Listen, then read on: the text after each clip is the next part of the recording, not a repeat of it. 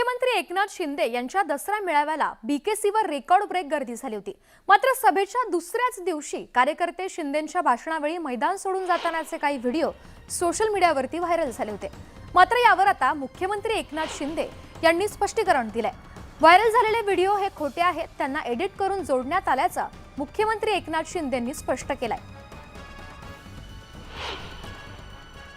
सगळीकडे पाहिलं काल, आता काय कोणी ते व्हिडिओ व्हायरल केले, काय खोटे बनवून ट्विस्ट करून ते जाऊ द्या, परंतु शेवटी अख्ख्या महाराष्ट्राने देशाने बघितलं बीकेसीत किती लोक आले होते, हे का आले। जर आम्ही चुकीचं काम केलं, दामने किती 2 लाखच्या वर होते आणि हे मी सांगतच नाही बिलकुल, पण लोकांनी बघितले, सगळ्यांनी आजमावले, सगळे त्याच्यात साक्षीदार आहेत। मुंबईचे मूळ निवासी असलेल्या कोळी बांधवांसाठी एक आनंदाची बातमी आहे। मुंबईतील कोळीवाड्यांसाठी सर्वंकष असे विकास मॉडेल तयार करण्याचे आदेश मुख्यमंत्री एकनाथ शिंदे यांनी दिलेत। सीमांकन विकास नियंत्रण नियमावलीसाठी स्थानिकांना विश्वासात घेण्याचे निर्देश सुद्धा त्यांनी दिलेत। यासाठी स्वतंत्र समित्या करून त्यामध्ये स्थानिक तसेच तज्ञांचा समावेश करा, अशा सूचनाही मुख्यमंत्र्यांनी दिल्यात। कोस्टल रोड प्रकल्प वेळेत पूर्ण होणं आवश्यक आहे, तरच लाखो लोकांची वाहतूक कोंडीची समस्या दूर होणार। पण त्याच वेळी कोळी बांधवांना त्रास होऊ नये यासाठी प्रयत्न केले जातील, असंही मुख्यमंत्री एकनाथ शिंदे यांनी सांगितलं। तर कोळीवाड्यांना मुख्यमंत्र्यांचा दिलासा आहे। कोळीवाड्यांसाठी विकास मॉडेल तयार करा, स्थानिकांना विश्वासात घ्या, सीमांकन विकास नियंत्रण नियमावली तयार करा, परंपरागत व्यवसायाची वैशिष्ट्य जतन करा, पर्यटन दृष्ट्या विकास करा, मच्छीमार संघटनेची समिती गठीत करा, कोस्टल रोड प्रकल्पात समस्या जाणून घ्या, सोबतच कोस्टल रोड वेळेत पूर्ण होणं अत्यावश्यक आहे असंही ते म्हटले। आणि सीलिंग कनेक्ट बाबत समिती गठीत करा असंही ते म्हटले। महाराष्ट्र राज्याचे मुख्यमंत्री आदरणीय एकनाथ शिंदे साहेबांसोबत मुंबई शहरातील सर्व गावठाण आणि कोळीवाड्यांच्या समितीसोबत बैठक झाली।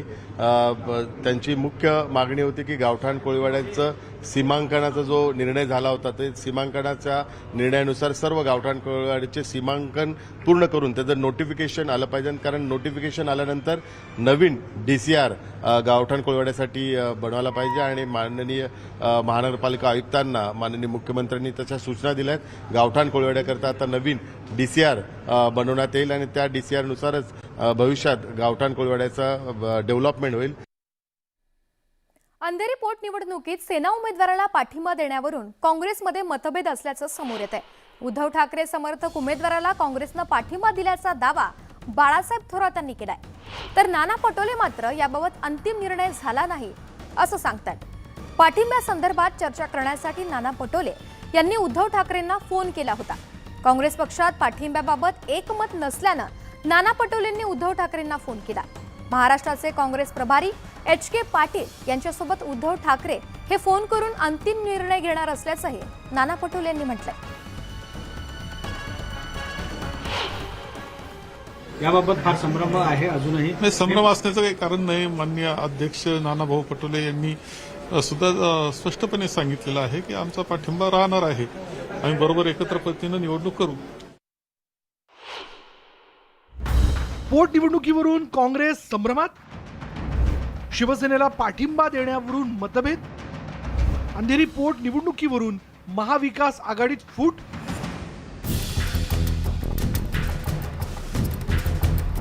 मुंबईच्या अंधेरी पूर्व विधानसभा पोटनिवडणुकीत महाविकास आघाडीत फुटीची शक्यता वर्तवली जाते।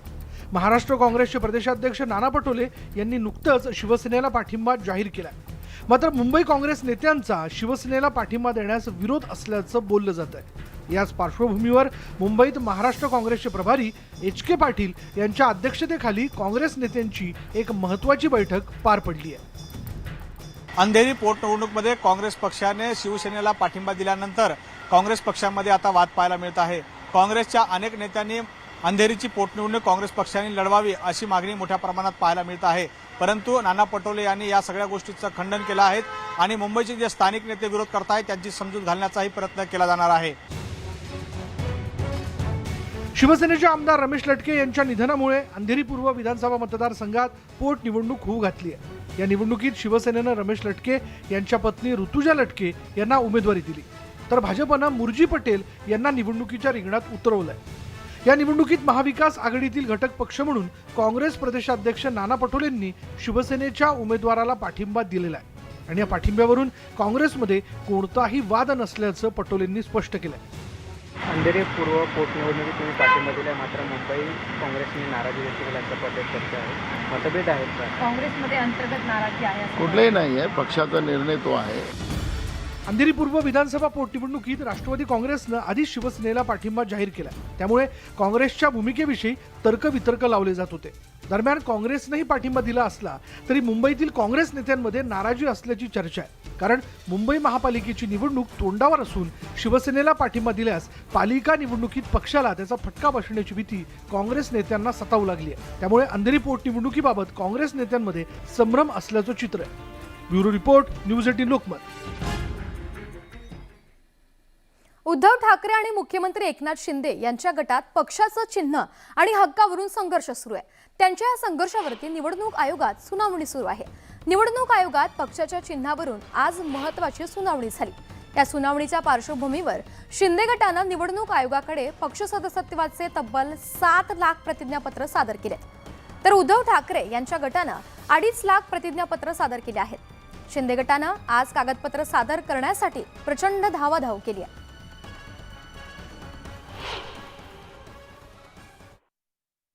धनुष्यबाण मी सांगण्यापेक्षा आपल्या सगळ्यांना माहिती आहे की धनुष्यबाण लोकप्रतिनिधींची संख्या, खासदारांची संख्या आणि संघटनेच्या पदाधिकाऱ्यांची संख्या या तिघांकडे आपण जर नजर टाकली आणि कालचा झाला दसरा मेळाव्याची लोकांची, जनरल लोकांची संख्या हे एक सिद्ध करून देत आहे की धनुष्यबाण कोणाला मिळेल। मला तरी वाटतं संख्येचा आधार, लोकसंख्येचा आधार, लोकप्रतिनिधीचा आधार आणि जनतेचा पाठिंबा या तिघा गोष्टींकडे नजर मारली तर धनुष्यबाण आम्हाला मिळाला पाहिजे।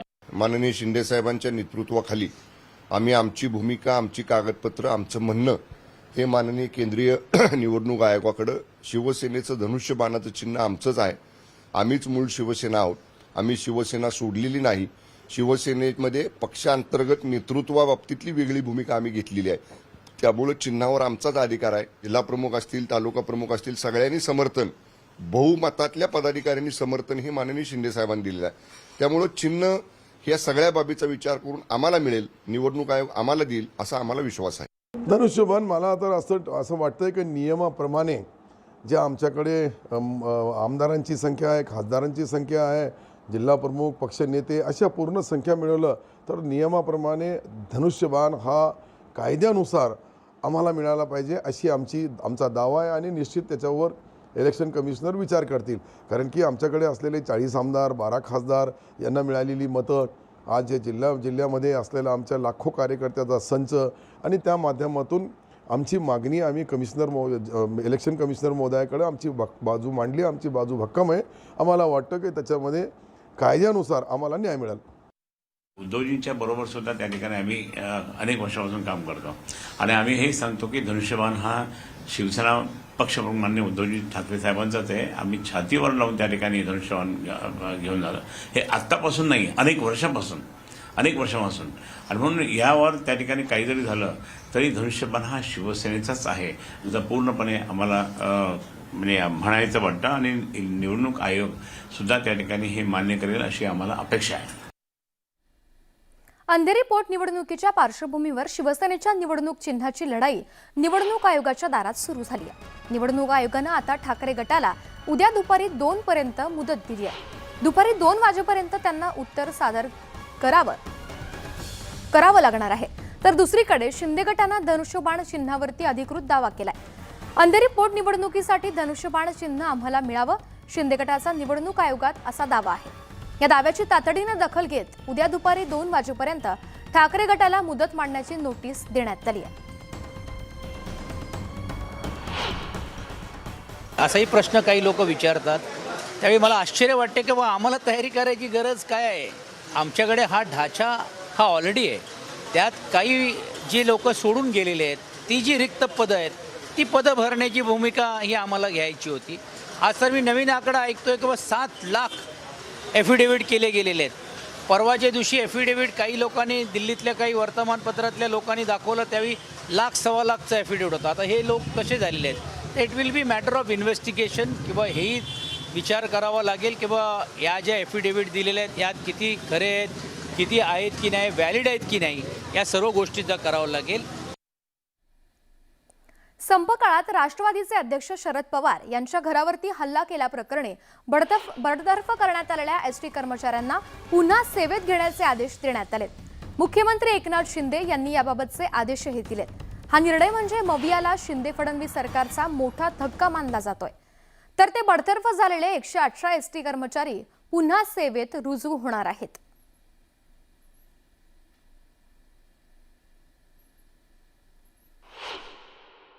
नाही, वाद होणं शक्य नाही आहे. ह्याच्यात सर्व युनियन आणि पदाधिकाऱ्यांची मागणी होती आणि त्यानुसारच ती मागणी मान्य केलेली आहे आणि अजूनपर्यंत कोणी त्याबद्दल वाद आणि कोणी विरोध दर्शवलेला नाही आहे. राज्यातील शालेय शिक्षण क्षेत्रात नवे बदल होण्याची शक्यता आहे. कारण आता इयत्ता 8वी पर्यंत परीक्षा न घेण्याचे आधीचे धोरण बदलून इयत्ता 3री पासून परीक्षा सुरू करण्याचा विचार असल्याचं केसरकर म्हणालेत. तसंच शिक्षणाच्या क्षेत्रातील अनेक विषयांसंदर्भात विविध शैक्षणिक तज्ज्ञांशी चर्चा सुरू असल्याचंही ते म्हणालेत. सविस्तर चर्चेनंतर अंतिम निर्णय घेतला जाईल असंही त्यांनी स्पष्ट केलंय. ते जे मानसोपचार तज्ज्ञ आहेत त्यांच्याशी बोलून हा निर्णय घेतला जाईल. कुठल्याही परिस्थितीमध्ये 8वी पर्यंत कोणालाही नापास केलं जाणार नाही. माझं पूर्ण करून द्या. त्यांचा दर्जा वाढवला गेला पाहिजे. आणि अशी जी मुलं असतात जी मला काहीतरी येत नाही म्हणून जे बाहेर पडतात त्यांच्यासाठी कोल्हापूरला जो काडसिद्धेश्वर मठ आहे त्याने एक अतिशय आदर्श असा एक उपक्रम केला. शिंदे गटाच्या विधिमंडळ कार्यालयासाठी बंगल्याचं वाटप करण्यात आलंय.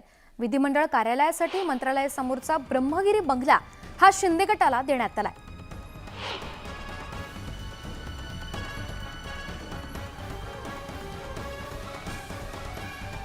तर शिंदे गटाच्या विधिमंडळ कार्यालयासाठी बंगल्याचं वाटप करण्यात आलंय. विधिमंडळ कार्यालयासाठी मंत्रालयासमोरचा ब्रह्मगिरी बंगला हा शिंदे गटाला देण्यात आलाय. वांद्रे वरळी सी लिंक वरती झालेल्या अपघाताची चौकशी करण्यासाठी समिती गठीत करण्याचे आदेश मुख्यमंत्री एकनाथ शिंदेंनी दिले आहेत. सार्वजनिक बांधकाम विभागाचे अप्पर मुख्य सचिव यांच्या अध्यक्षतेखाली 4 सदस्यीय समिती या अपघाताची चौकशी करणार आहे. या संदर्भात चौकशी करून काय उपाययोजना करायच्या याबाबतचा अहवाल समिती सरकारला सादर करणार आहे.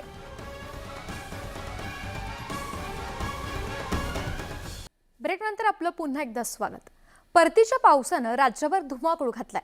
मुंबई, ठाणे, डोंबिवलीत सुद्धा मुसळधार पावसानं हजेरी लावली आहे. पावसामुळे ठाणे मार्केटमध्ये मोठं पाणी साचलं होतं. तिकडे डोंबिवलीत सुद्धा पावसानं चांगलंच झोडपलंय. तर उल्हासनगरमध्ये सुद्धा पावसानं हजेरी लावली आहे.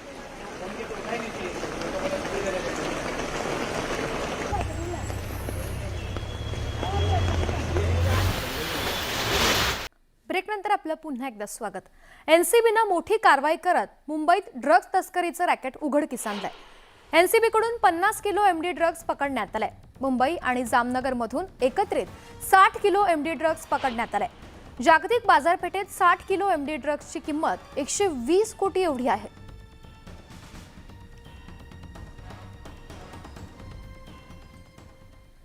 या बुलेटिनमध्ये वेळ झाली इथेच थांबण्याची. ताज्या बातम्या आणि घडामोडींसाठी पाहत रहा न्यूज 18 लोकमत.